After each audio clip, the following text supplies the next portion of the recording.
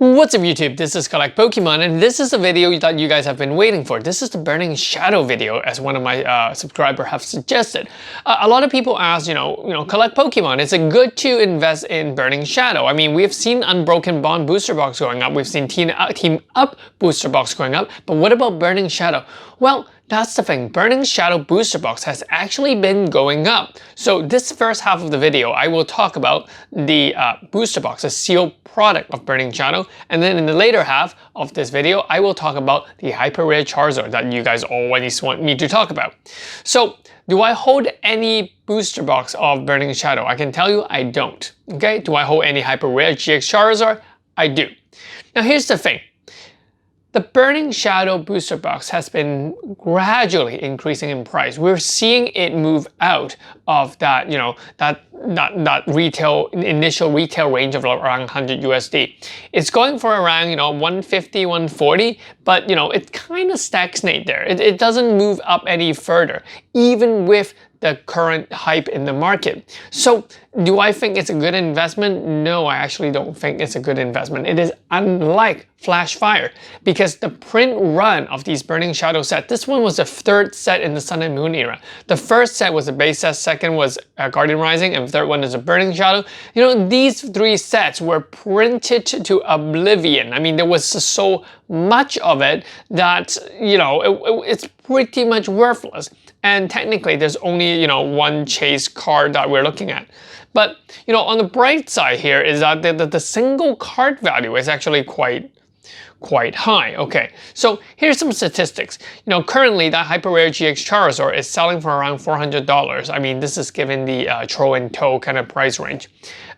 Whereas if I look back in January, it was actually selling at around $209.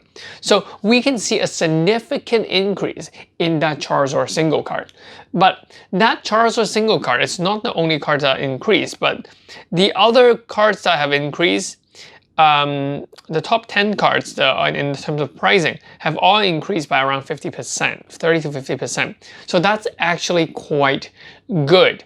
Now, I will talk more about this kind of single card versus sealed box kind of investment, or how do we use that as a measurement of what types of sealed product is likely to be a good investment in my later video. But this video, I want to still focus back on the Burning Shadow. The Burning Shadow sealed booster box is a good investment? I would say no. If you have it, should you open it? I would also say no. The main reasons for a lot of people to open this booster box is to chase the Charizard card. And you need to understand that this Charizard card is very, very difficult. Not to open, but to actually get a good grade on. A lot of these are pack fresh cards. You open it and there's, these whitening around the cards already. It's just ungrayable pretty much, So you're better off not grading these cards and just leave it there and just sell it over eBay or something along that line. The first print run of this Burning Shadow was actually a lot better in quality, but the later print run was crap. I'll be very frank and honest. It's really crap. So chances are the booster box you guys are buying now are the second, third, fourth print run, or how many ever print run they have. Because the distributor actually still had Burning Shadow in stock 3 weeks ago, a month ago, something along that line. It's only in these 2 weeks that I saw that, they were all gone. So yeah, these later print run have really bad quality checks, and don't open it just to aim to get a Charizard. I mean, if you have it boxed, seal it. People in the future will not know whether this is the first, second, third print run. Actually, you wouldn't even know if it was the first, second, third print run, but chances are it is later print run. So I would suggest keep it sealed if you have one and sell it later. Sell it at around $180, $200. I'm pretty sure most likely in around 2 or 3 months time, those price will hit those price given the current trend. That's pretty much that part. Now the hyper rare Charizard. The hyper rare GX Charizard is currently crazy. I mean, eBay, we're selling for 1,000, 1,200, 1,400, and I think yesterday I was looking at it, it was like 1,600. And I mean, the sold price is, you know, definitely more than 1,000 US dollar now for the PSA 10 Charizard. And there's like, what, 600 copies of these around the world. So what's the hype about? Well, the hype is because I think that a lot of newcomers, a lot of new players or new people, or actually old people, they are going back into this market. And because of that, you know, they're like, hey, yo, you know, that's a really cool card. You know, I really want it. And that's just driving the price up.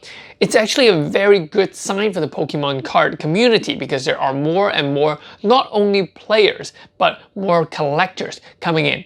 The more the collectors, because you need to understand, you know, the concept of investment is not about the actual value of that card, but the perceived value of other people seeing this card.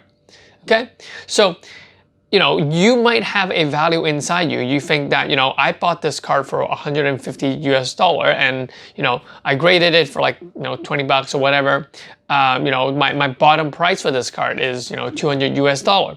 And if I make, you know, 300%, or, you know, if I double or triple my initial cost and I'm willing to sell it, then you'll sell it.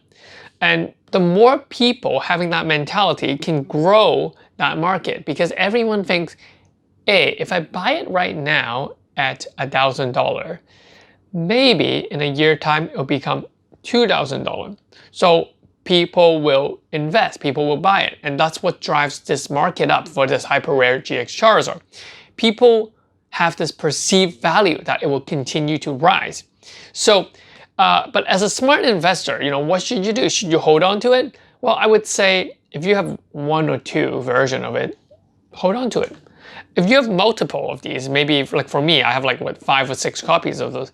I am more than happy to sell out, you know, 1 or 2 copies of it as the price rises, because, you know, I've already made that kind of margin in my head. So that's that. Cross-grading, yeah.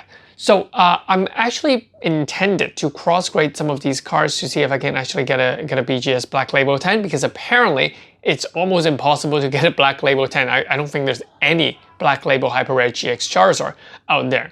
So those would be a chase card. So if you have some of those PSA 10 Charizard, I would suggest you go and look if those are, you know, BGS 10-able, Black Label kind of card, because I think those would hold a much more premium price than just the PSA 10. So that's pretty much that concept. Yeah, Burning Shadow, I think it's a very awkward set. And overall, I feel like if you have it, don't buy, don't chase this set. I just don't feel like it's going to be like a Flash Fire set. And even if it is a Flash Fire set, how many years has it been? I think it was like 6 years since Flash Fire was released. If you have that money that you want to put in and hope for it to increase, leave it for 10 years maybe. That's what the Burning Shadow is. So yeah, that's pretty much it. I'll catch you guys in the next video where I talk about how I kind of analyze the market. So stay tuned. Yeah, and I think in between those videos, there will be a new opening on the Japanese booster box. So catch you guys in the next one. This is Collect Pokemon.